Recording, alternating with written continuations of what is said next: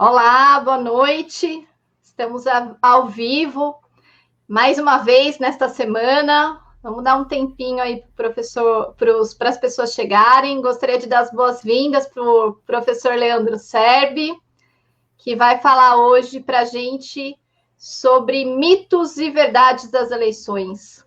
É um tema bem interessante, afinal, todos os que são maiores de 16 anos podem ser eleitores, né, professor?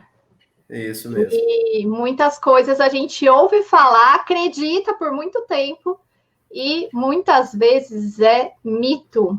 Oi, Bruna, tudo bem? Já temos algumas pessoas aí nos prestigiando.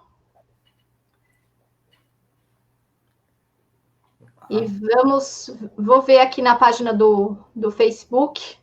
Sim. Quantas pessoas temos online, e aí já começamos no tema. Tem bastante coisa, né, professor, que é mito aí no dia a dia.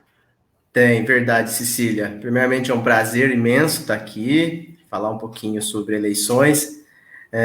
Muita gente ficou discutindo esse ano sobre as eleições, se ia ter eleição, não ia ter eleição, estende mandato, não estende mandato, mas a gente teve uma mudança, inclusive constitucional, e acredito que foi a primeira vez que a gente teve uma mudança constitucional por tempo limitado.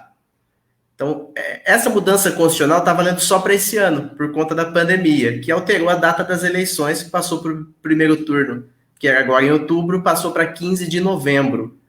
Isso é uma das grandes alterações para esse ano. Então, a eleição que geralmente sempre acontecia no primeiro final de semana de outubro, passa agora a ser dia 15 de novembro, mas só para esse ano por conta da pandemia, né? E tem muito mito, muita verdade também, e é um terreno vasto para fake news, né? Muita gente aproveita essa situação de desconhecimento para proliferar fake news. Bom, vamos começar com uma que é clássica, que muitas vezes as pessoas falam, olha, não vamos para a eleição não, porque a gente não tem candidato bom, e se não comparecer pelo menos 50% dos eleitores, a eleição vai ser cancelada, não vai ter eleição. E aí, essa é mito ou é verdade? Isso é mito. Esse é mito, isso não acontece. 50% de ausentes não faz cancelar uma eleição. Isso porque é o seguinte, os votos, quando eles são dados, eles são considerados votos válidos. Então, o único voto que serve para a eleição é um voto válido. Então, exclui-se lá os nulos e brancos, e o que sobrou de votação é o que vai definir. Quando você tem uma atitude dessa, de não ir para a eleição, não ir participar, o único prejudicado é você mesmo. Afinal, você não terá o direito de escolher alguém, porque alguém vai escolher por você. Então, esse mito fala, não vai mais 50%, não, vamos fazer a campanha aqui, não vai ninguém votar, que vai dar certo e vamos ter que ter nova eleição, porque esses candidatos, isso balela, isso é mito. Se você não for, quem for vai ser considerado voto válido e vai eleger alguém. E aquela história, tá, fomos para a eleição, mas eu não gosto de ninguém. É um pior que o outro, eu não consigo escolher. Então, a gente combinar, vamos votar nulo. Porque se a gente anular, vai ser um protesto na urna para dizer que a gente não concorda com as eleições, que a gente não concorda com esses candidatos. Eles vão ter que anular essa eleição para fazer outra. Verdade ou mito? Mito também. O voto nulo, ele não é considerado voto válido. Por não ser considerado voto válido, não é que você tem a maioria dos votos nulos que vai anular a eleição. Então, muito parecido com aquele de quem não comparece, o voto nulo é a mesma coisa. E aí a gente tem um ponto importante. A gente precisa entender que o sistema brasileiro de votação, ele foi criado há bastante tempo. E muita gente deu a vida, apanhou, foi preso, foi torturado. Para quê? Para que você, eleitor, tivesse a possibilidade de escolher alguém. Quando você, no meio de emaranhado de candidatos, você não consegue escolher um, isso significa que você deve disputar a eleição. Significa que você deve participar. Afinal, você não conseguiu escolher nenhum que tenha a mesma ideia que você. Como a gente vive numa democracia, existe essa liberdade de pensamento. Tanto essa própria liberdade nossa aqui de conversar, de debater, de falar sobre o assunto que a gente desejar. Isso é democracia. Então, você deve querer participar também quando você não encontra um candidato. Então, quando você vai para a urna, vota nulo, com a intenção de que, eu voto de protesto, vou lá votar nulo, porque eu voto nulo, eu estou protestando, e se a gente conseguir mais 50% dos votos nulos, cancela a eleição. Mito, isso não acontece. Vai acontecer a mesma coisa no não comparecimento, quem for votar vai ter a possibilidade de escolher os candidatos, né? A única coisa que você faz é abrir mão, então, do direito de voto, de se manifestar e de escolher o representante. Vai deixar na mão dos outros para escolherem por você.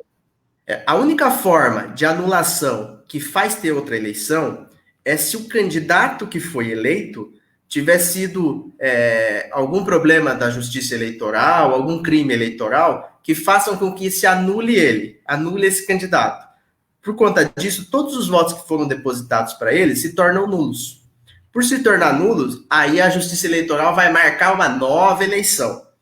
Aqui na nossa região, que está se tornando cada vez mais judicializadas as disputas eleitorais, por exemplo, a Araras, a gente já teve 2 eleições suplementares nos últimos 2 mandatos. Então, a gente já veio com uma eleição suplementar em 2000. Não foi aqui da região? Oi? Foi claro que teve. Teve mais uma cidade. Pirassununga. Teve. Limeira também teve. Agora eu não lembro. Isso. Araras, por exemplo, a gente teve eleição suplementar em 2010 e eleição suplementar em 2016. Meu Deus. Inclusive, a última eleição suplementar foi no mesmo dia da de presidente. A gente já está acostumado aqui em Araras a ter eleição suplementar. Mas isso só acontece quando acontece algum crime eleitoral ou tem algum problema judicial aí que faça anular a eleição. Nesse meio tempo, o presidente da Câmara assume até a marcação de uma nova eleição. E com um detalhe importante, o candidato que deu causa não pode disputar a eleição. E outra coisa que está se tornando cada vez mais comum, que já tem vários julgados, é de que o candidato que deu causa tem que pagar o custo da eleição também. Isso se torna... Isso se torna algo... responsabilidade civil, alguém vai ter que arcar com esse custo, né? Porque são milhões investidos numa eleição. A eleição é muito cara, custa-se muito dinheiro, então a Justiça Eleitoral tem tido como posicionamento a cobrança dessas pessoas para que ele arque com a eleição que foi suplementar causada por ele mesmo. Essa é a única possibilidade de anular uma eleição.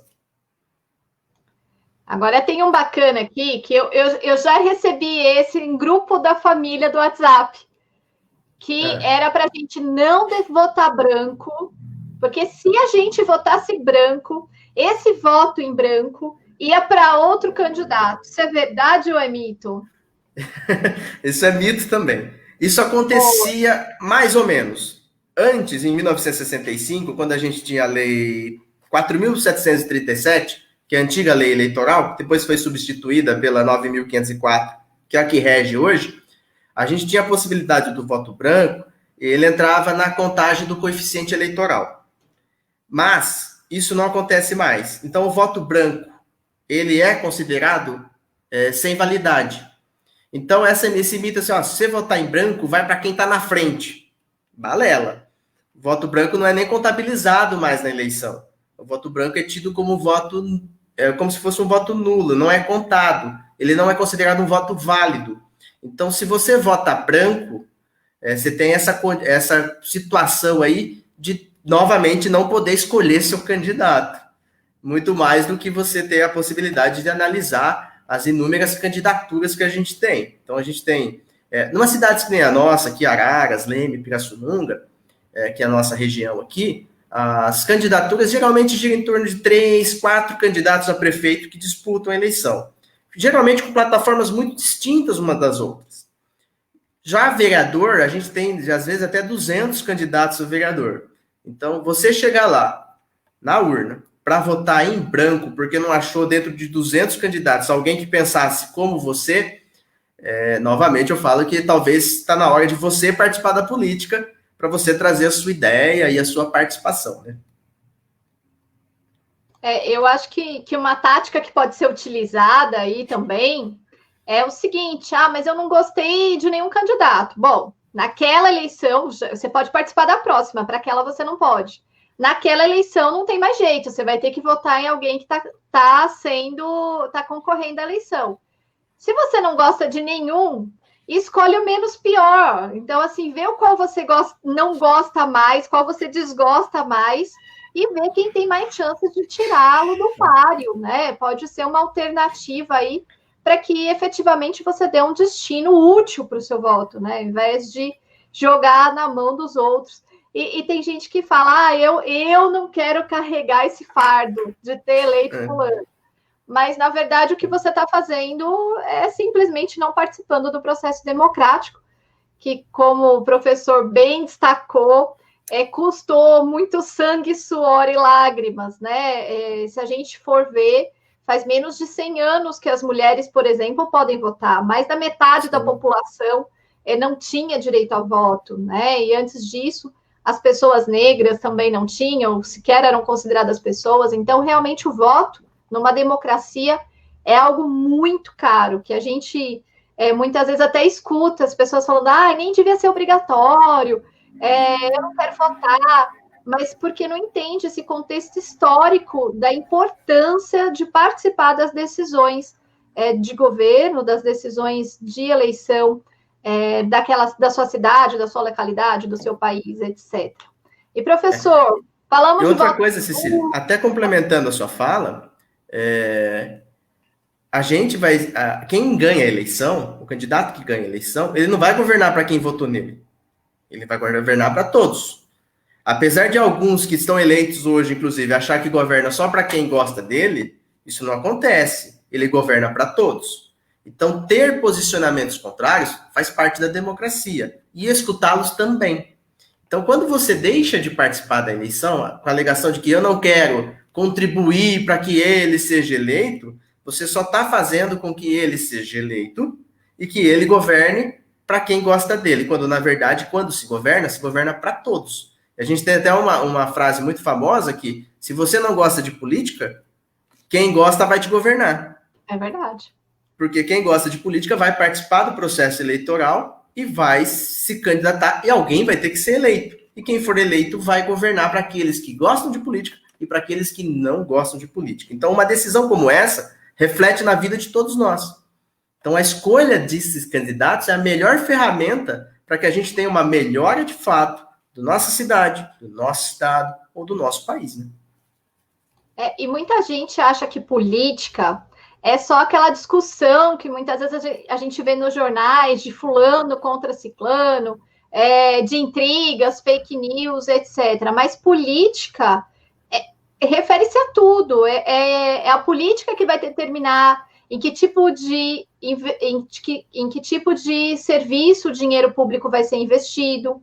É a política que vai determinar quem deve e quem não deve ser protegido, que vai determinar quais são as leis que vão reger o nosso país. Então, assim, a gente precisa efetivamente de mais pessoas engajadas na política que melhorem aí realmente. Eu concordo que muitos candidatos é muito difícil escolher mesmo. Eu já disse que eu vou pelo menos pior muitas vezes. Mas a gente precisa de mais gente engajada, que goste disso, que se responsabilize por fazer uma boa política, né? Afinal, o significado da palavra política não é essa parte ruim que a gente costuma associar, não. Não é mesmo. Muito pelo contrário. O que a gente espera, na verdade, é que cada vez mais a gente tenha pessoas mais capacitadas, mais preparadas para lidar com o bem público. Afinal, o bem público não é dele, não é seu, é de nós, é nosso, é de todos nós. Então, o que a gente espera? Quando a gente tem um bem muito valioso para nós, e a gente precisa deixar com alguém, a gente quer deixar com alguém que seja responsável, que tenha cuidado, que saiba lidar bem com aquilo, porque é um negócio nosso. E a gente tem muitas vezes um pensamento de que o bem público não é nosso. O bem público é de alguém, é de todos, mas é nosso. Então, cuidar do bem público faz parte também na escolha de quem vai governar isso. Porque o que a gente está falando aqui, cidades que nem a nossa aqui perto e muitas outras, são orçamentos milionários. É muito dinheiro.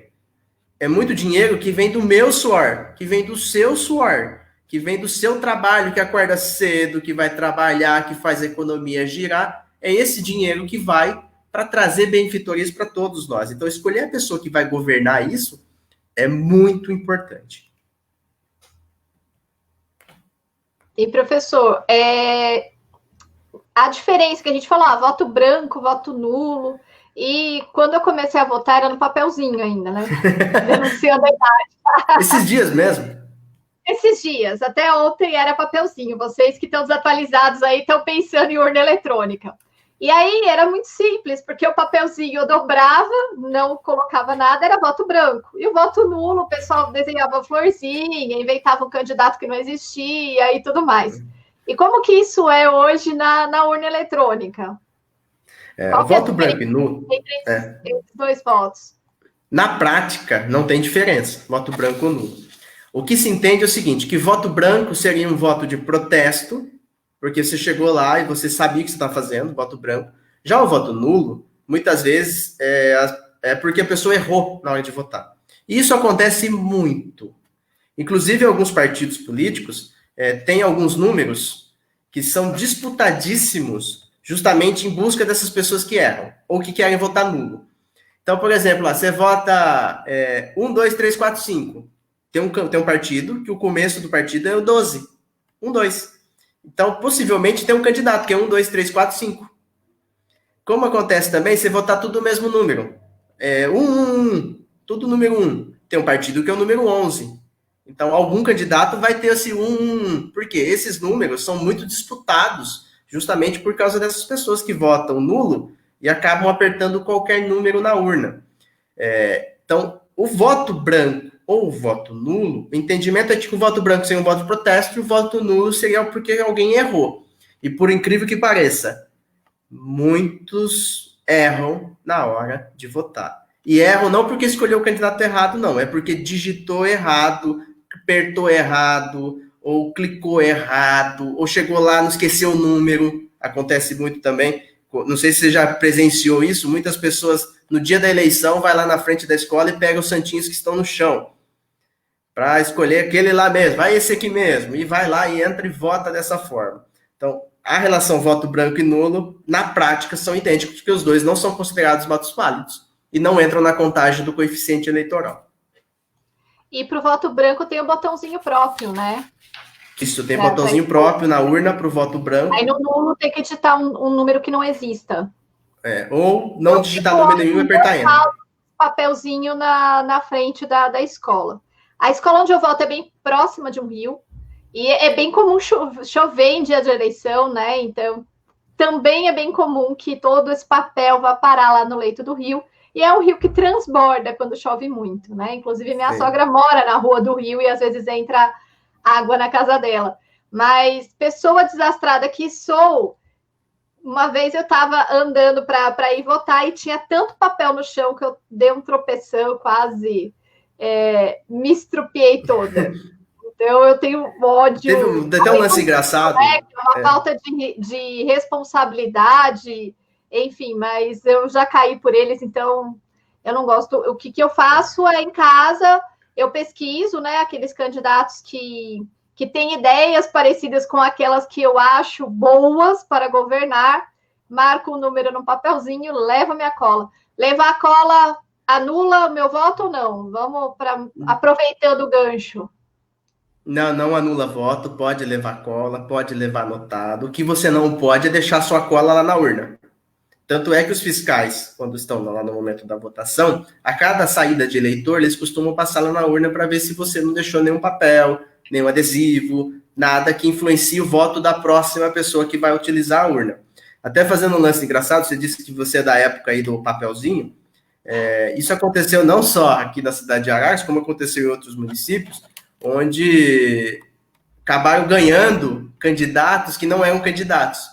Então, pessoas populares na cidade, que toda cidade tem um popular lá que anda para a rua, que é um mendigo conhecido, ou até mesmo, como aconteceu aqui em Araras, um animal do zoológico que tinha um nome próprio, puseram todo mundo, colocava esse nome no papelzinho e acabou ganhando a eleição esse nome, que não existia um candidato. Então, foram todos considerados nulos. Na época do papelzinho, muita gente fala que era muito mais divertido.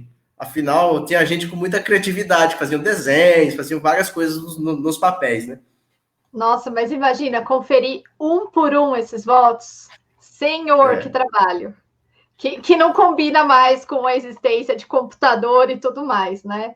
Serviço aproveitando até também aqui, estou vendo um comentário aqui, mandando um abraço lá para o Eduardo Galassi, ele é lá de Vinhedo, também está no processo eleitoral lá, ele acabou de mandar mensagem, um grande abraço.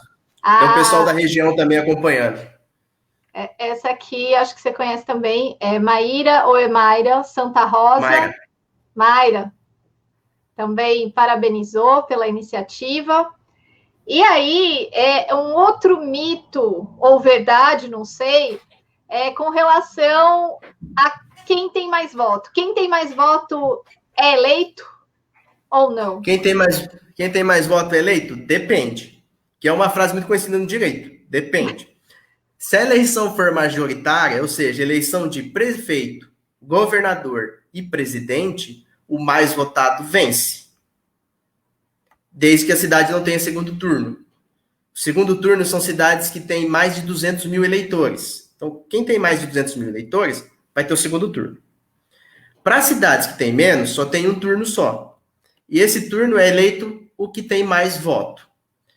Já para as eleições proporcionais, que são as eleições do Poder Legislativo, que é Câmara de Vereadores, deputado estadual, deputado federal e senador, nem sempre o mais votado vai vencer. Porque existe um sistema próprio no Brasil, que é um sistema que vai levar em consideração outros fatores além do voto, como a questão do coeficiente eleitoral. A gente precisa entender que toda a nossa Constituição foi constituída pelo poder constituinte, ou seja, por representantes do povo. E a gente tem uma invenção tupiniquim no Brasil, onde a gente tem um sistema presidencialista, mas o chefe do poder executivo, que é o prefeito, o governador e o presidente, depende do Congresso, depende dos deputados, depende dos vereadores para governar. Então, eles têm muito mais poder do que o próprio chefe do executivo em diversas situações. Por conta disso, essa eleição ela é muito mais disputada e tem outras regras, além do ser mais votado ou não ser mais votado. Entre elas, o coeficiente eleitoral. Que o coeficiente eleitoral a conta que você faz é a quantidade de votos válidos, então eu excluo lá os brancos e nulos, não entram na conta, pego a quantidade de votos válidos e divido pelo número de cadeiras que eu tenho no Poder Legislativo. Em Leme, por exemplo, a gente teve uma alteração recente, que era de 17 vereadores, passou a ser 13. Então, eu vou pegar a quantidade de votos válidos de Leme e vou dividir por 13. Em Araras, são 11. Então, eu pego a quantidade de votos válidos e divido por 11. O valor que der é chamado de coeficiente eleitoral.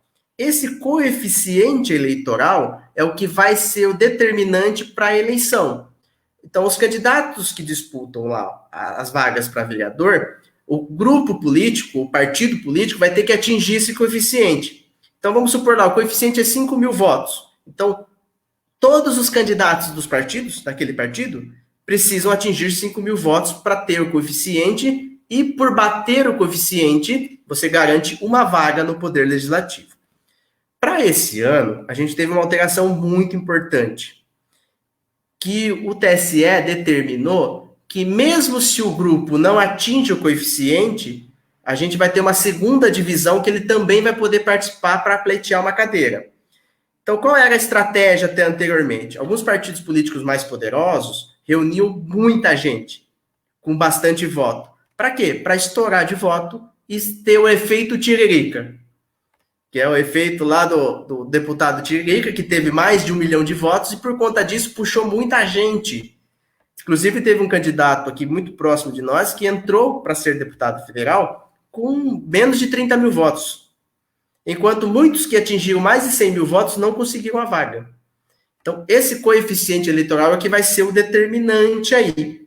Então para a eleição dele, o grupo político ali precisa atingir esse coeficiente para que aí ele faça uma cadeira. E se não atingir, vai entrar ainda na sobra, fazer uma nova divisão, que a gente poderia ficar aqui a noite inteira explicando todas essas fórmulas e contas, é bem complexo, mas a grosso modo é isso. O grupo precisa atingir todos, atingir o mesmo patamar ali do coeficiente para garantir pelo menos uma vaga para aquele partido. Aí dentro do partido, aquele que teve mais voto vai ganhar a vaga.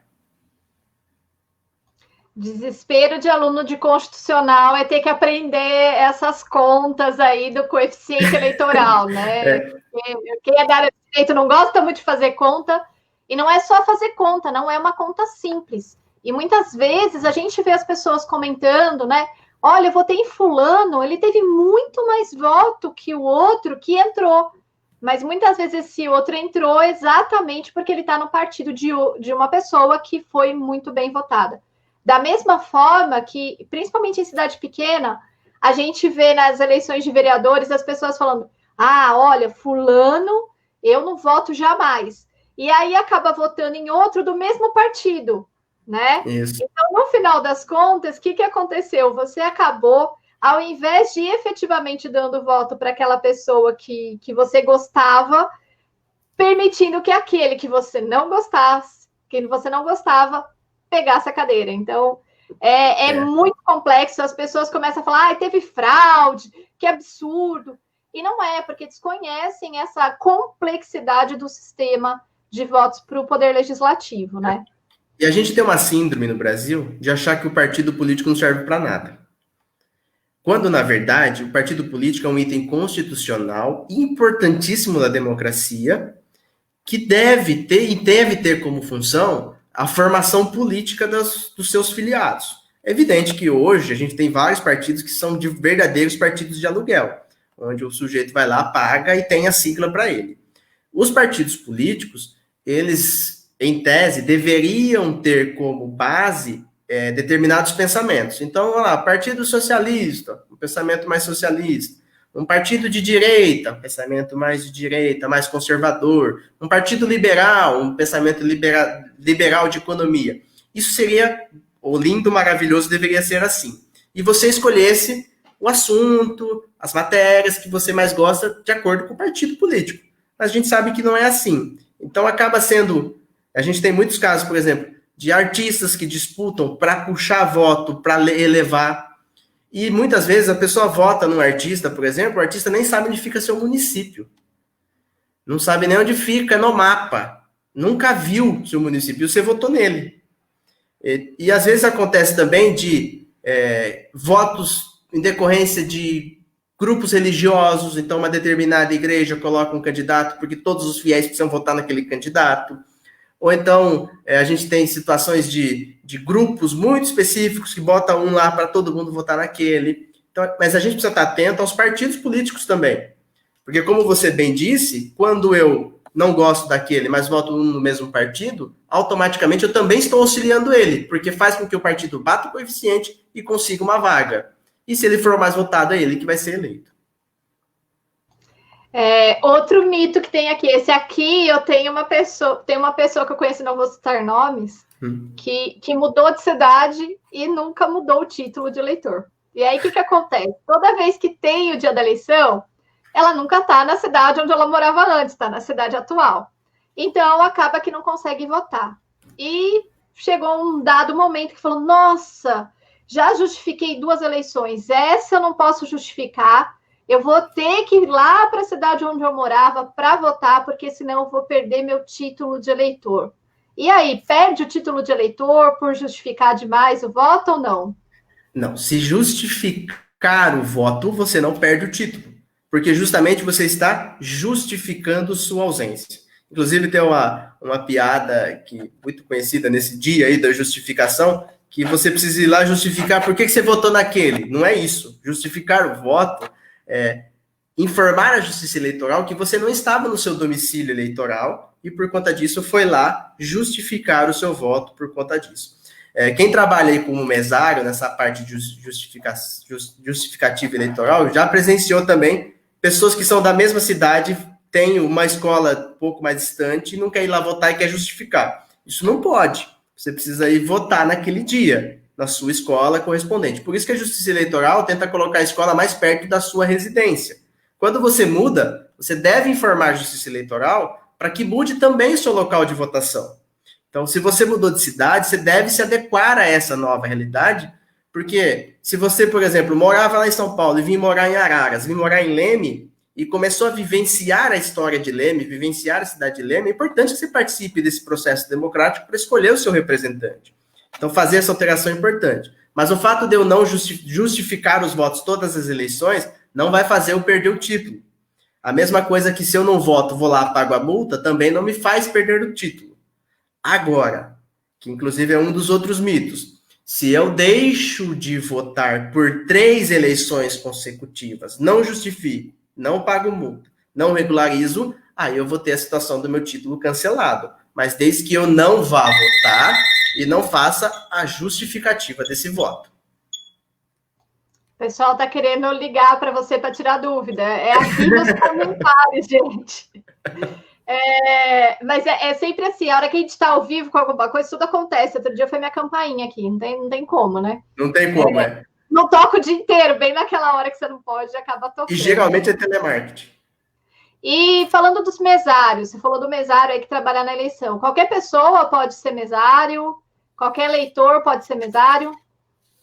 Pode ser mesário. Tem algumas regrinhas, né? Alguns eleitores não vão poder atuar como mesários, que é, por exemplo, menor de 18 anos, candidato e seus parentes próximos não vão poder ser mesários. Membros de diretórios partidários, políticos não vão poder. Agentes policiais também não vão poder ser mesários. Ou que já pertence ao serviço eleitoral também não vai poder ser mesário. Mas, em decorrência, todos os outros podem ser. Todo ano, a Justiça Eleitoral faz campanha para que tenham mesários voluntários. Todo ano tem. Então, geralmente, só com os pedidos de mesário voluntário, você já consegue ter um número suficiente. Quando isso não acontece, a Justiça Eleitoral convoca determinadas pessoas para serem mesárias. Até eu sempre tinha ouvido falar da possibilidade de mesário voluntário, mas eu nunca tinha conhecido alguém que queria ser mesário, né? Porque muitas vezes a gente ouve, que serviço, mas há uma compensação dessas horas, né? Apesar de não ter uma remuneração específica, essas horas podem ser compensadas no futuro, para quem é empregado, para quem é funcionário público, etc. E aí, o ano retrasado, vários alunos falaram, tal dia eu não vou poder fazer tal coisa porque eu me candidatei como voluntário para ser mesário.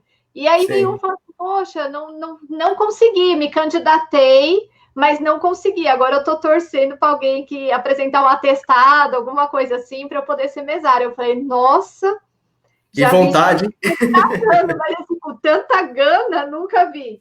Mas realmente é por essa, eu uso um domingo que eu não ia estar fazendo nada, né? E depois eu compenso num dia que me é interessante, vou emendar aí um feriado, vou aproveitar para fazer alguma coisa interessante que eu precisaria fazer durante a semana, né? Então tem muita gente que tem interesse sim em ser mesário.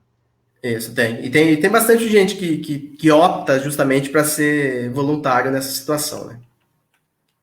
E aí a gente tem um outro mito, né? Desses que não gostam de ser mesários. Ai, meu Deus, fui escolhido para ser mesário, agora a vida inteira eu vou ser mesário. Isso é verdade ou não? Não é verdade. Não quer dizer que você vai ser a vida inteira. O que acontece na maioria das vezes é que as pessoas que são mesárias, elas não pedem para não ser. Justamente porque estão acostumadas, gostam de trabalhar no dia da eleição, compensam depois, e na compensação que a Justiça Eleitoral faz, você pode tirar outros dias de folga e tal. Então, geralmente a gente encontra sempre as mesmas pessoas nos nossos locais de votação que trabalham lá no dia da eleição. Mas não quer dizer que você vai ser sempre mesário. Você pode pedir também na eleição seguinte para não ser, e automaticamente tem muita gente na fila querendo ser, como você mesmo citou, de voluntários que querem ser mesários e são distribuídos para essas localidades. Não quer dizer que você vai ser sempre. Mas se você tiver o desejo, como já participou de uma, a tendência é que você seja chamado novamente, se você não fez nada de errado no dia da eleição, lá naquele momento, que costuma acontecer também. Digitou o número errado, não libera a urna, quebra a urna. Tem gente que é azarada, que cai naquela sessão eleitoral, que quebra a urna, não funciona, para energia. Mas se você não fizer nada de errado, participar corretamente, você não vai ser retirado disso e vai ficar à sua vontade se você quer participar ou não de outras. E uma aqui que é bem interessante, eu, na verdade, descobri faz alguns anos isso. Eu não lido com direito criminal, então nunca nem parei para pensar, aprendi isso na faculdade, nunca mais vi. Mas tem aí um mito, ou uma verdade, de que não pode ser preso no dia da eleição, né? E aí a gente escuta as pessoas falando assim: posso praticar crime à vontade, que no dia da eleição posso ser preso. Como que funciona isso daí? A gente tem no dia da eleição o seguinte: é a lei eleitoral, 5 dias antes, até 48 horas depois da eleição, você não pode ser preso, entre aspas. Só vai poder ser preso se a sua condenação criminal for de crime inafiançável ou se você tiver em flagrante delito. Então, para que serve isso? Para que não aconteça de um juiz criminal que tenha interesse político pegar todos os seus processos criminais e mandar prender todo mundo, para que aquela pessoa não vá votar. É lógico que isso é hipotético, isso não acontece na prática. Às vezes até acontece em uma e outra localidade. Então, para preservar isso, estipula-se que 5 dias antes, até 48 horas depois, ninguém pode ser preso, exceto que crime inafiançável, condenação criminal de crime inafiançável, ou flagrante delito. Então, se você falar assim, não, olha, tô com álibi hoje é dia da eleição, véspera da eleição, vou tocar o terror, vou assaltar todo mundo, vou roubar todo mundo, isso é flagrante delito, você vai acabar sendo preso, sim. Então, E além disso, no dia da eleição, você pode ser preso se você praticar alguns crimes eleitorais, porque vai dar flagrância também em ser preso. Já fui muito em delegacia em dia de eleição, por conta de correligionário político que fez coisa errada no dia da eleição. Comprou voto, fez boca de urna, tudo isso são crimes e você pode ser preso por isso. Aqui costumava encher os ginásios de esportes de pessoas fazendo boca de urna. Eu tinha uma amiga que ela amava fazer boca de urna, ela fazia assim por gosto mesmo, e ela já falava, eu sei que eu vou ficar lá no ginásio e tal hoje, porque vão me pegar em algum momento do dia. Eu falei, nossa, então por que você vai? Não, eu vou porque eu tenho que defender meu candidato. Eu vou mesmo assim, não sei se continua fazendo até hoje, afinal não somos mais tão mocinhas assim, né? Mas era a diversão dela, dia da eleição, ir lá fazer boca de urna para ser presa. Tem candidatos que têm verdadeiros fiéis escudeiros, viu? Exato. São apaixonadas pela eleição, são apaixonadas por determinados candidatos, que tem alguns candidatos como estimação, não importa o que o sujeito faça, é de estimação. E tem gente que briga, que parte para cima, discute, entra inclusive em lesão corporal, já fui atender clientes também de candidatos que teve correligionário assim, na delegacia por conta de briga no dia da eleição. Antigamente, agora está cada vez menor porque está tendo mais fiscalização. Antigamente, que eu falo, não é tão antigamente também não, nas últimas eleições aí, existe o dia do Viva. Para quem trabalha eleição, é o dia do Viva. O que é o dia do Viva? É a madrugada, de sábado para domingo, porque vocês já viram, você chega na escola, não tem nada no sábado. Aí no dia da eleição tá forrado de santinho. É chamado dia do Viva, que é o pessoal que sai de carro de madrugada jogando o papel dos candidatos, o resto de material de campanha, emporcalhando a cidade na frente das escolas, jogando tudo aquele resto de material para ficar na frente da escola, para pegar o último voto daquele que chega lá na frente e pega o papelzinho. Isso também é vedado pela Justiça Eleitoral e a polícia fica fiscalizando. Mas é difícil pegar porque são muitos. Mas às vezes acontece, inclusive dos grupos se encontrarem e brigarem, sair em lesão corporal. Inclusive. Um dedurar o outro, né? Um dedurar o outro. Já vi casos de acidente de carro, de sujeito vir e bater o carro no outro que estava jogando papelzinho. Já vimos de tudo.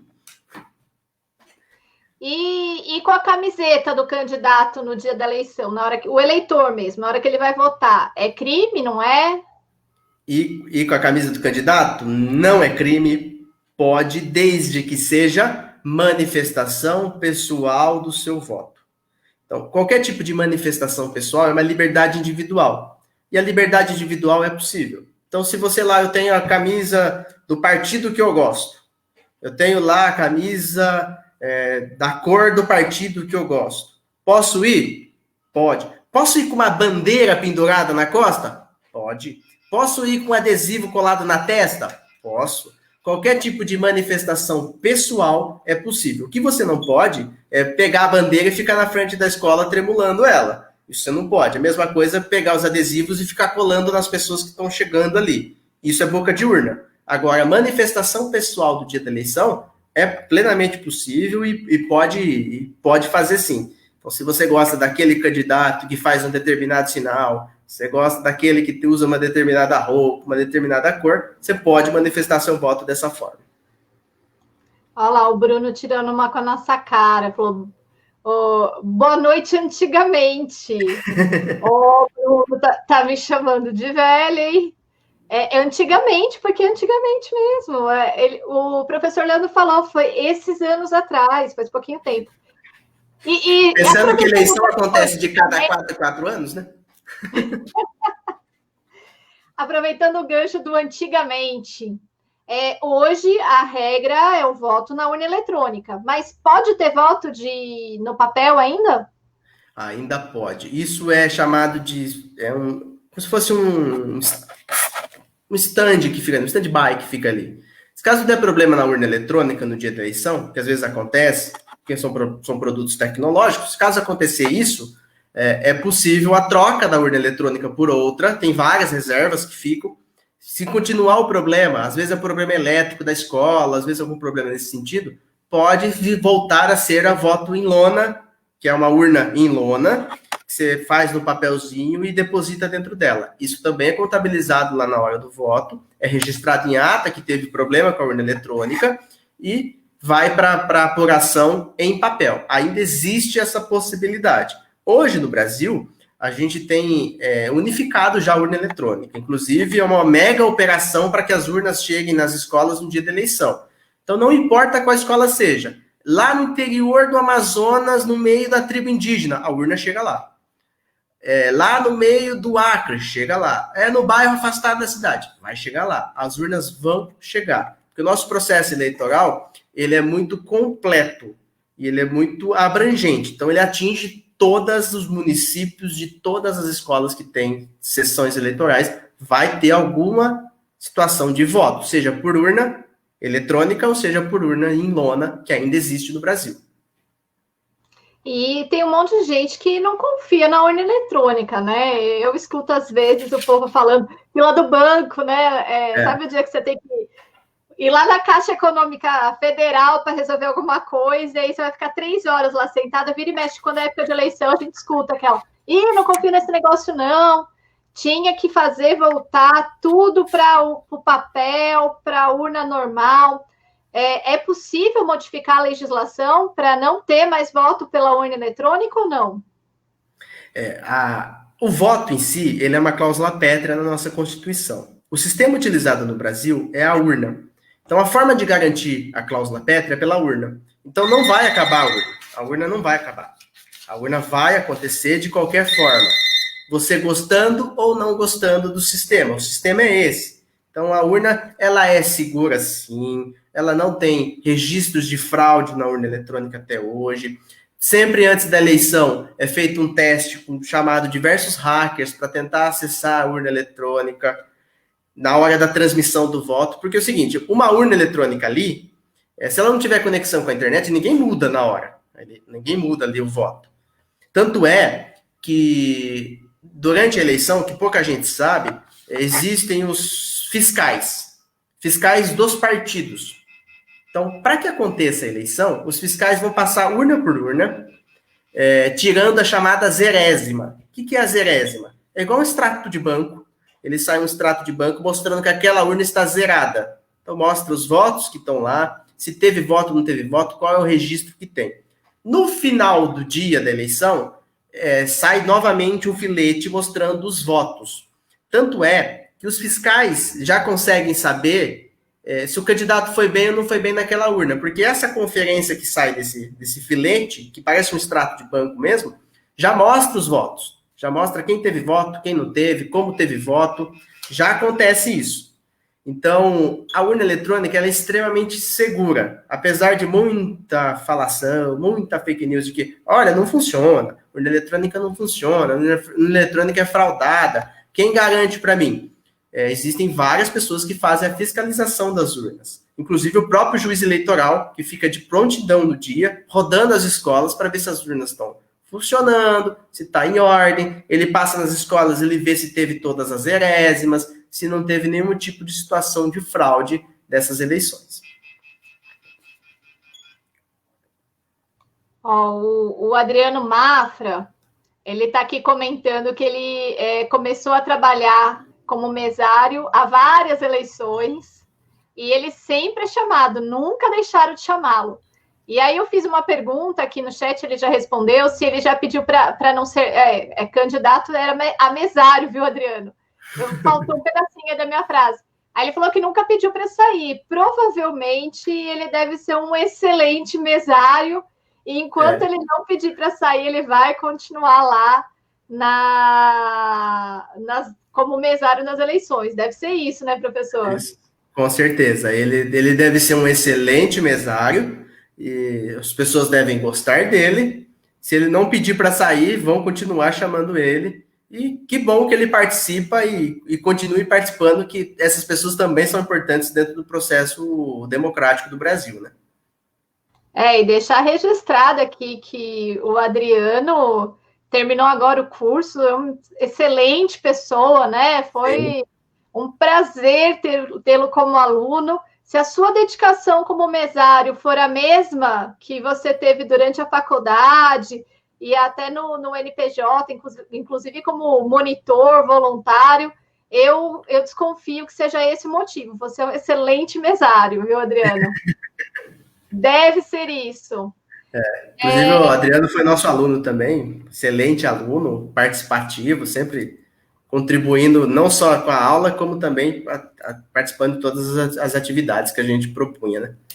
Leandro, você estava comentando da segurança para evitar fraudes, tudo das urnas. O meu cunhado, ele trabalha em cartório eleitoral já há muitos anos. Uma curiosidade, a gente entrou no mesmo dia na faculdade e a nossa formatura foi no mesmo dia, inclusive a festa, baile, foi tudo exatamente no mesmo dia. Então, a gente teve que meio que dividir a família para os pais e cunhados tal estarem lá com ele. E aí, meu marido só que debandou da família dele para ir na minha. E ele já passou no concurso do TRE e desde então ele trabalha lá. Então, ele trabalha há muitos anos mesmo. E ele fala desse cuidado, né, dessa rigidez que existe com relação à segurança da urna. Então, se a gente for ver, não sei se é o melhor sistema existente, pode ser que amanhã depois encontre um melhor sistema, mas me parece muito mais seguro que o papel, que a gente já ouviu falar muitas vezes, de voto rasgado, jogar fora. A gente já ouviu várias vezes sobre fraude no voto de papel, né? Isso. E inclusive, comprovada a fraude, eu já ouvi falar muito de alegação de fraude, mas comprovada a fraude na urna eletrônica, até hoje nunca vi. Muita tese alega que fala assim, países mais desenvolvidos que o Brasil não usam urna eletrônica, Estados Unidos não usam urna eletrônica, países da América do Sul não usam urna eletrônica, países da Europa não usam urna eletrônica. A gente precisa entender o seguinte, cada país tem seu sistema eleitoral.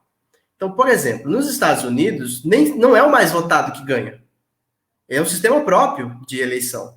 Então, talvez a urna eletrônica não consiga lidar com essa situação específica dos Estados Unidos, onde nem sempre o mais votado ganha, porque são eleitos delegados. O voto não é obrigatório também nos Estados Unidos, né? E o voto também não é obrigatório, que é uma outra discussão também no Brasil. Se o voto devia ser obrigatório, não devia ser obrigatório. E a outra coisa que a gente deve pensar também é que esses países, eles têm sistemas próprios. Então não tem como comparar um sistema eleitoral brasileiro com o sistema eleitoral de outros países. Por quê? Outros países têm outra história, mais tempo ou menos tempo de democracia, existe um amadurecimento da democracia. Porque se a gente for pensar no Brasil, a gente tem uma democracia seguida aqui a partir da Constituição de 88. E desse tempo até agora, a gente já teve 2 presidentes impeachmentados. Então, é muito. Nós somos recentes ainda nesse sistema democrático. Estamos nos acostumando com isso. Tanto é que estamos vendo aí decisões do STF, às vezes decisões antidemocráticas, posicionamento de chefe de Estado antidemocrático, posicionamento de prefeitos totalmente antidemocráticos, Isso faz parte do próprio amadurecimento da democracia. Então, nós, como cidadãos e pessoas que defendem a democracia, devemos defendê-la sempre. Como a gente disse no começo, muita gente morreu, muita gente se machucou, muita gente deu sangue, deu a vida para que a gente tivesse esse processo democrático. Então, alegar de que outros países não usam eletrônica, por isso o nosso é sistema fraudado, muito pelo contrário. Quem conhece a fundo o sistema eleitoral brasileiro sabe o quanto é importante, o quanto ele é fiscalizado e quanto que ele é testado o tempo todo para ver se de fato é uma eleição segura. Diz, inclusive, que a única coisa que funciona bem no Brasil é a eleição, quando, na verdade, não é só isso que funciona bem no Brasil, mas a eleição é um dos nossos pontos que a gente funciona muito bem, que, inclusive, no país continental como o nosso, na eleição de presidente, por exemplo, na última, 10 horas da noite, a eleição acabou 6 horas da tarde, 10 horas da noite já sabíamos quem era o presidente eleito. Demonstra agilidade e a nossa tecnologia, que é extremamente avançada, né? E o fato de, por exemplo, não se usar a internet para a eleição, por que isso não é possível? Nós teríamos tecnologia suficiente para fazer uma eleição toda pela internet. A gente tem sistemas de banco pela internet, você acessa seu Bankline pela internet na sua casa, ninguém acessa a sua conta, então a gente já tem condições de fazer isso. E tem sistemas próprios, inclusive, de muito seguros para fazer eleição assim. Qual é o problema? A internet não chega a todos os lugares do Brasil. Então, não poderia deixar de lado um eleitor porque ele não tem acesso à ferramenta. Então, por isso que é papel da Justiça Eleitoral garantir que todos tenham acesso à ferramenta. Então, eu não posso, por exemplo, um município ou uma aldeia indígena no meio do Amazonas que não tem acesso à internet lá. Como que esse sujeito iria votar se o sistema fosse todo pela internet? Não votaria. Então, ele não participaria da democracia, não participaria desse momento. É só por isso que a gente não tem. Porque a gente já tem tecnologia suficiente para fazer uma eleição completa pela internet sem você sair da sua casa. Esse ano, o ano de pandemia, seria uma ótima você fazer tudo da sua casa. Mas é uma preocupação do Tribunal Eleitoral seguir as normas sanitárias todas e garantir que todos tenham acesso ao voto. Até porque o voto é para todos aqueles que são os cidadãos têm o direito de votar. Eu não posso excluir alguém por falta de um celular, por falta de um acesso à internet, etc. Eu discordo um pouquinho dessa questão do banco ser totalmente seguro e não ter fraude. De vez em quando, eu já fui vítima de fraude. E de vez em quando a gente vê, sim, algumas fraudes. E o fato das urnas eletrônicas não estarem ligadas à rede mundial de computadores e ter esse plugar lá, tipo um pendrive para retirar e fazer esse extrato no papel, caso precise fazer uma conferência mais detalhada, garante também uma proteção maior para a fraude, né? Nós estamos nos últimos minutos aqui da live. O Paulo Alves do Rosário fez uma pergunta com relação à biometria. Ele está perguntando o seguinte: nesse ano, já vai ser obrigatória a biometria ou ainda não vai ser obrigatória na votação? Se você ficou na fila no último dia, foi lá na fila da madrugada para esperar o seu momento de ser atendido para fazer a biometria, sinto lhe informar, não será obrigatório esse ano a biometria. Por 2 motivos. Primeiro, por causa da pandemia, uma das formas de contágio seria aí muitas digitais, passar o dedo lá, e se você utiliza o álcool, acaba podendo danificar o equipamento. E a outra é de que muitos municípios não atingiram o mínimo necessário para que se ocupasse a biometria. E por conta desse período de pandemia, os cartórios eleitorais acabaram sendo fechados e não conseguiram regularizar quem teve problema nesse processo da biometria. Portanto, o TSE já determinou, esse ano não será obrigatória a biometria, mas se prepare. Se você ainda não fez a biometria, para a próxima eleição, já em 2022, já devemos ter a biometria já implantada praticamente no Brasil todo. E aí eu vou para minha última questão. Ainda dá tempo, caso alguém queira fazer aí uma questão, ainda dá tempo de responder mais uma. Mas a minha última é a seguinte: o candidato, ele vai poder fazer propaganda pelas redes sociais? Como que vai funcionar isso? Porque até pelo sistema de pandemia, né? O boca a boca vai ficar prejudicado. Inclusive, a gente está até esperando aí alguma normativa do TSE sobre a propaganda em si. O que deve acontecer? Devemos ter alguns tipos de proibições. Por exemplo, dificilmente a gente vai ter comício. Então, o comício deve estar descartado. A propaganda boca a boca, porta de rua, que é lembra aquele movimento que vem o candidato no meio, vem 30 bandeiras, vem 20 correligionários, vem todo mundo apertando as campainhas, sai todo mundo na rua, e o cidadão lá passa lá dando a mão para todo mundo, falando que é candidato. Isso aí deve ter algum tipo de alteração, o TSE deve determinar algo nesse sentido. Para a questão da internet, estamos agora num período pré-eleitoral. Então, todos os candidatos devem se portar dessa forma. Afinal, eles não são candidatos ainda. A candidatura só acontece após a convenção partidária, que é quando se define de fato o candidato. Então, até lá você é pré-candidato. Então, você pode fazer campanha? Pode, menos pedir voto. Você não pode falar seu número, você não pode pedir voto porque você não é candidato, passivo, inclusive, de multa eleitoral, que gira em torno de R$5.000 a multa por ato. Então, se você for denunciado lá, representação, alguma coisa que você fez, propaganda antecipada, você pode tomar uma multa de R$5.000. E você só disputa se você pagar a multa. Senão, você não disputa. Nas redes sociais, está livre a manifestação. Então, você pode fazer a campanha toda pelas redes sociais. Lembrando o seguinte, se você fizer a campanha toda pelas redes sociais, você precisa pensar naquelas pessoas que não têm acesso às redes sociais. O mundo não gira em torno da rede social.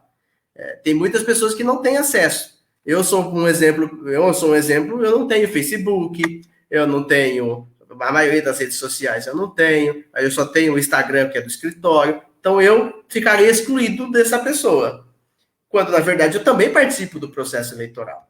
Mas a campanha vai estar liberada na internet a partir do dia 26 de setembro, que é quando começa o período eleitoral, que é quando o cidadão pode pedir voto. Até lá é pré-campanha. E pré-campanha, você não pode pedir voto, não pode falar mal de outro candidato, você não pode apresentar seu número, mesmo que você já saiba a possibilidade do seu número, isso você não pode fazer. Mas você pode fazer propaganda pessoal, falar do que você pensa, discutir ideias, discutir pensamentos, isso você pode fazer já na pré-campanha. E a partir do dia 26, que é quando a gente começa a sentir o cheiro, de fato, da eleição, né? Que é quando as pessoas começam a vivenciar, de fato, a eleição, com jingle na rua, com carro de som, com material e também pela internet. A Natália aqui fez um elogio, falando que está excelente a live, e fez uma pergunta também. Há possibilidade das eleições não acontecerem em razão da pandemia? Um grande abraço para a Natália. Existe sim a possibilidade de não acontecer no dia 15. O que aconteceu com a PEC? A PEC é a emenda constitucional que foi aprovada no Congresso. O TSE pediu a alteração da data. E o Congresso, muito sabiamente, fez o seguinte: ele aprovou a alteração da data e garantiu que até dia 27 de dezembro existe a possibilidade de acontecer a eleição. Imagine o seguinte aí na cidade de Leme. A pandemia entrou num momento descontrolado. Está descontrolado o negócio, não consegue fazer a eleição no dia 15. A eleição será adiada para o final de semana possível de fazer. Então, pula 2 semanas, tenta fazer naquele. Não deu? Pode pular ainda mais alguns dias, até o limite de 27 de dezembro. Se acontecer do município não conseguir fazer, por conta da situação de pandemia, até dia 27 de dezembro, aí o Congresso vai intervir e vai determinar uma nova data e vai determinar quem vai comandar a cidade nessa lacuna.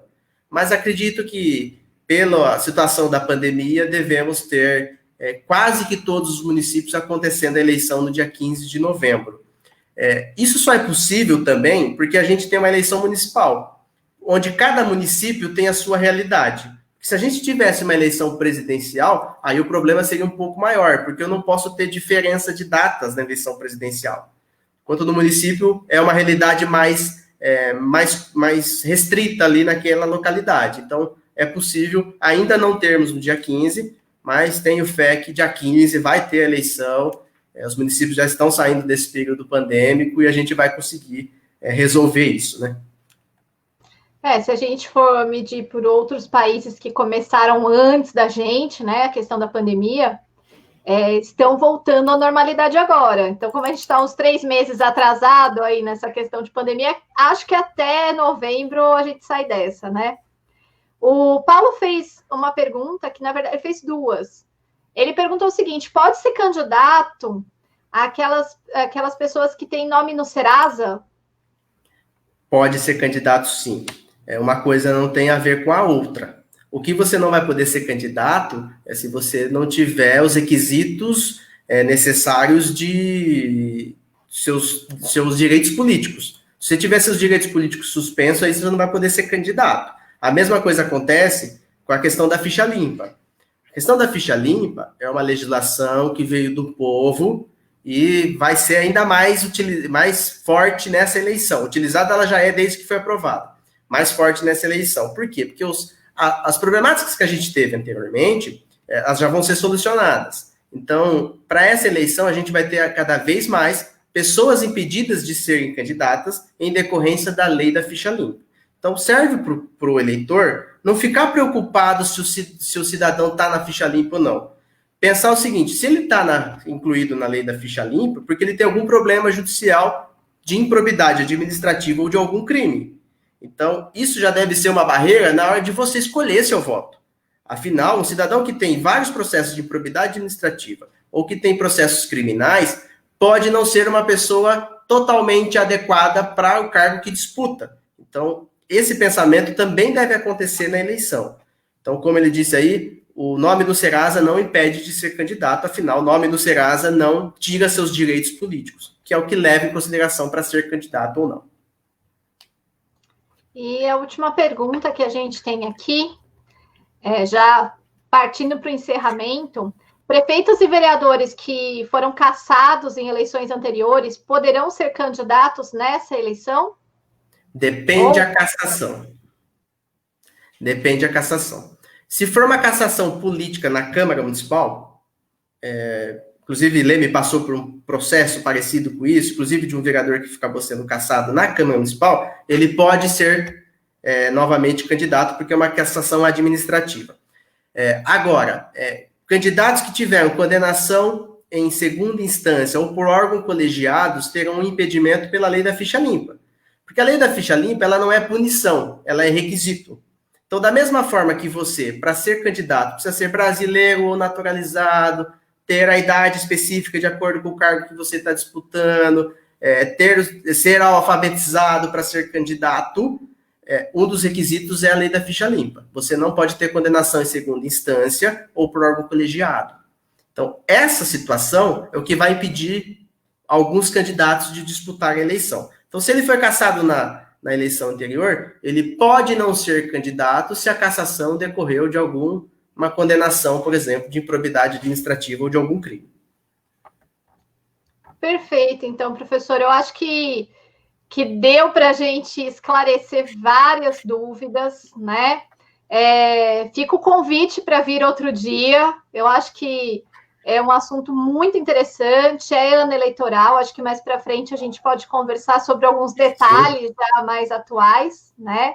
O Edu fez uma pergunta aí, vamos responder.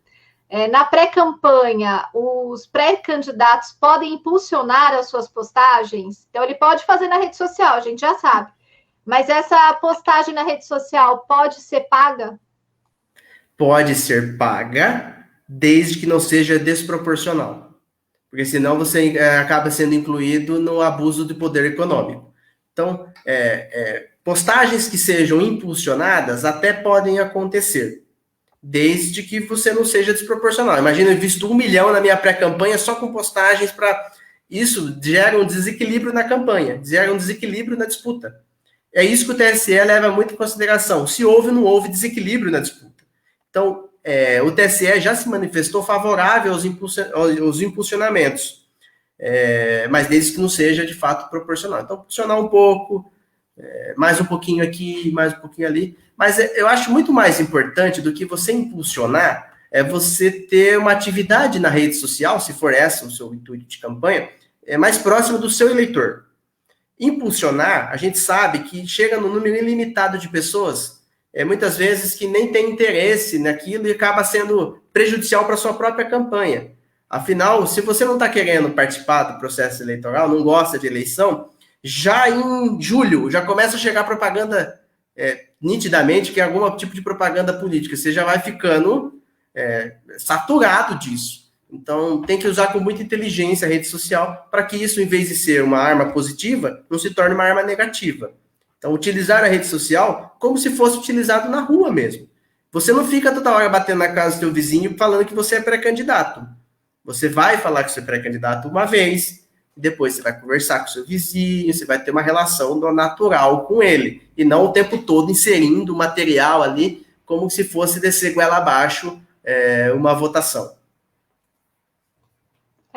Mostra que veio, que trabalha, né? Mostra o serviço sendo bem feito, que aí a marca que fica é bem melhor do que uma publicidade. Senão a pessoa, ela pega o nome, só para esse eu não voto. Pode até nem saber que ela vota, mas naquele ela já sabe que ela não quer votar, ela pega raiva, né? Exatamente. Bom, vamos para o encerramento. Vou deixar, Leandro, suas últimas considerações.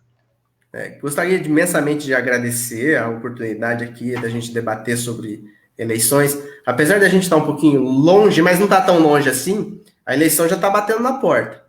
Então, apesar de ser um ano totalmente atípico, que é esse 2020, com pandemia e isolamento social e tudo mais, a eleição vai acontecer.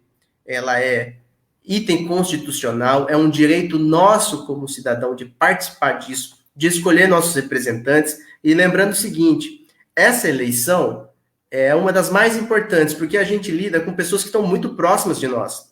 São decisões que afetam diretamente o nosso dia a dia. Afinal, são pessoas que vão governar as nossas cidades e vão representar nós na Câmara Municipal. Então, a eleição municipal é onde a gente vive, que são dos municípios. O Estado e a União são organizações apenas. Lógico que são importantes, fazem parte da política toda, mas onde a gente vive é no município. E essa eleição ela é muito importante. Afinal, uma escolha errada agora reflete 4 anos. E 4 anos é muito tempo. É quase um curso de direito. É quase concluir a faculdade toda de direito, que é 5 anos. Então, escolher bem o candidato agora é importante. Leve em consideração, na hora de escolher um candidato, o passado dele, o que ele já fez, se ele de fato não tem processos aí de improbidade administrativa, demonstrando não ser uma pessoa talvez tão correta para administrar o dinheiro público, ou se for uma pessoa correta, mas está com processo de improbidade, ver se de fato ele tem capacidade administrativa para isso. Afinal, ninguém é processado por improbidade se não tem alguma coisa errada no meio do caminho aí, seja por ele ou seja por outro. Analisar bem o voto. A gente vai ter uma enxurrada de fake news esse ano, possivelmente. Tem vários equipamentos com robôs que ficam disparando notícias. Analisar muito bem essa informação, porque a gente pode ser levado por uma onda que a gente não quer ser levado. A gente precisa ter muita consciência na escolha. E participar do processo democrático.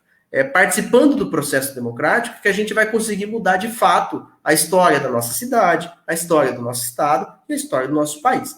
Então eu fico à disposição, outras oportunidades para a gente falar um pouquinho mais de direito eleitoral, que é uma delícia falar de direito eleitoral, e afinal vivencia a nossa vida e reflete muito no nosso futuro daqui para frente, né? Foi extremamente interessante, Leandro. Algumas coisas aqui fazia bastante tempo que estava com teia de aranha aqui na minha cabeça. Até não é que eu nunca ouvi falar, mas a gente acaba não usando. Eu não trabalho profissionalmente com eleições, né? Então acabo não lembrando de alguns detalhes. E acredito que para quem não sabia nada foi super enriquecedor. Para mim já foi super enriquecedor. E é interessante também, né, não só essa questão de conscientização, mas saber o que um prefeito, o que um vereador pode fazer. Então, a gente tem lá na Constituição Federal a segunda matéria que os alunos de direito constitucional mais amam, que são as competências, né? Sim. Então, cada setor governamental tem possibilidade de decidir sobre algumas coisas. E muitas vezes a gente vê promessas de campanha de coisas que prefeito não pode fazer, de coisas que vereador não pode fazer. Então, já desconfie dessas pessoas, porque ele já está mentindo para você antes de ser eleito. Depois de ser eleito, então, qual o compromisso dele? E até complementando isso, Cecília, a Câmara Municipal não é uma extensão do Poder Executivo. O vereador não está lá para dizer amém ao que o prefeito fala. O vereador ele tem uma função fiscalizatória. É ele que fiscaliza o dinheiro público. O papel do vereador não é entregar remédio para ninguém, não é comprar cesta básica para ninguém, não é pagar conta de água, conta de luz para ninguém. O papel do vereador ele é fundamental na democracia. Ele tem um papel de fiscalizador. Ele deve fiscalizar o dinheiro público. Essa é a principal função do vereador. Porque a gente vê muito distorcido essa imagem do próprio eleitor, não só do candidato, como do próprio eleitor, que acha que o vereador é aquele que vai ajudar para furar a fila, é aquele que vai conseguir a vaga no médico na frente dos outros porque é amigo do prefeito, é aquele que vai conseguir o dinheiro que você precisa para comprar um medicamento. Isso não é papel de vereador. E isso faz com que você se torne cada vez mais prejudicial à política da sua cidade quando você faz isso. Porque se alimenta um negócio que traz prejuízos para todos. Afinal, imagina se você estivesse do outro lado e alguém, porque é amigo do vereador, entrasse na sua frente, na fila do médico. E aí o médico não atende mais, atende só aquele e você fica chupando o dedo porque você não conseguiu atendimento. É isso exatamente que acontece na maioria dos vereadores. Então, o vereador ele tem papel fiscalizador e deve ser cobrado pela população de quem votou nele, mas também de quem não votou. Afinal, ele não representa só quem votou nele, ele representa todos. E eles são as nossas pessoas representantes do povo. É o povo que está lá, por isso que existe a Câmara Municipal, e ela deve ser muito bem utilizada para que a gente não tenha problemas de falcatruas aí, onde o prefeito manda e o vereador abaixa a cabeça e manda fazer também. E antes de exigir anticorrupção daqueles que nos governam, temos que fazer a nossa parte no nosso quintal, né? Na nossa vida. Então, quando eu peço para descumprir uma norma, eu estou sendo também corrupto. Então, a gente tem que começar pelos nossos atos para que isso se reverbere e a gente não tenha efetivamente mais corrupção. Muito obrigada, professor Leandro. Saudades dos nossos encontros presenciais na faculdade. Acredito que nossos alunos também estejam com saudade das aulas presenciais. O Bruno parabenizou pela live e falou que talvez esse ano seja efetivamente a eleição das fake news, né? Eu acho que é uma temperatura aí que todos estão sentindo. E voltamos semana que vem, quinta-feira, com mais um tema de direito. Quinta-feira é sempre a quinta jurídica. Eu divulgo aqui para vocês com antecedência, tá bom? Muito obrigada a todos que nos assistiram, aos que ainda vão nos assistir. Se quiserem, nos comentários, pode colocar sugestões de outros temas que vocês achem interessantes, que a intenção efetivamente é conversar com vocês, não é só com os nossos alunos, é fazer o papel que a universidade tem de levar conhecimento, de promover melhora da sociedade. Então, se tem algum tema que vocês acham interessante, pode colocar aí nos comentários, me mandar inbox, não para o professor Leandro inbox, porque ele não tem Facebook, mas pode me mandar inbox, e na medida do possível a gente vai implementando esses temas também, tá bom? Isso, muito obrigada. Só o Instagram do escritório, que é @SantaRosaISerbe. Falar o Instagram? @SantaRosaISerbe, advogados. Aí você vai encontrar a gente lá no Instagram. Aí, se quiser mandar lá questões, dúvidas também, eu respondo por lá. E a gente tá na universidade, tá com os alunos o tempo todo, a gente fica sempre à disposição. E deixo também meu e-mail, leandroserbi, igual o nome que está aparecendo embaixo, leandroserbi@gmail.com. Se tiver alguma dúvida, estiver acompanhando, não tem aí as redes sociais, pode mandar também por e-mail, que a gente vai responder também na maior tranquilidade. E, novamente, agradecer o convite e esperando já na próxima quinta uma nova live jurídica, e toda quinta seja nosso espaço aqui para debater um pouquinho do ramo do direito, né, Cecília? É importante, né? Eu acho que saber um pouquinho de direito é essencial para que todos possam exercitar a sua cidadania, porque senão você acaba sendo ludibriado pelos que sabem, né? Quem não vota é governado pelos que votam. E a mesma coisa para os que não sabem nada de direito. A intenção aqui é tirar vocês realmente dessa situação de inércia para que vocês saibam quais os direitos de vocês, qual a posição de vocês na sociedade e o que a gente puder contribuir, estamos à disposição. Muito obrigada, professor, Um abraço. e até breve. Até breve, um abraço.